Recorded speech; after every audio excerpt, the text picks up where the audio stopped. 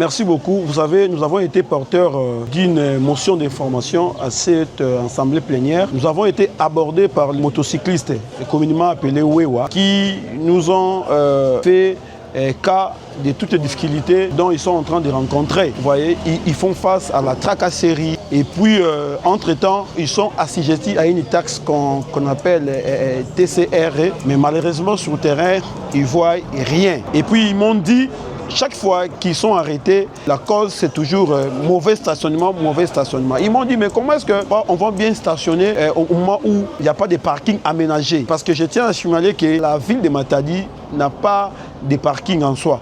En fait, ce sont les parkings qui sont assurés, en ce qui concerne l'assainissement, l'organisation des parkings, sont plus assurés par les communes, vous voyez. Mais malheureusement, les communes ne perçoivent pas les taxes de stationnement.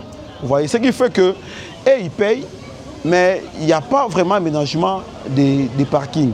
C'est comme ça que nous avons jugé bon de porter cette question à la plénière, à l'assemblée plénière, pour comprendre lorsque le prélèvement de ces taxes s'effectue auprès de ces motocyclistes communément appelés Wewa, comment est affecté cet argent et puis cet argent fait quoi? Je crois que vous êtes avec moi à l'Assemblée plénière. La motion d'information a été commentée même par les collègues. Et puis je crois que par rapport aux commentaires que les collègues ont fait, notre conseil va même porter une question d'actualité à l'endroit de l'exécutif communal. Question pour nous de comprendre, de savoir comment est-ce que cette taxe s'exécute et puis ça fait quoi et puis ça produit quoi pour le bien des assujettis qui sont les motocyclistes. Déjà, je tiens à signaler que cette démarche n'est pas du genre à pouvoir soulever une polémique ou une mésentente. Vous voyez, c'est inscrit dans le cadre du contrôle parlementaire selon notre règlement intérieur, dans ces articles 29 qui nous demandent à pouvoir effectuer des contrôles parlementaires. Donc, nous ne pouvons pas aller trop vite en besogne, nous n'allons pas mettre la charrue avant le bœuf.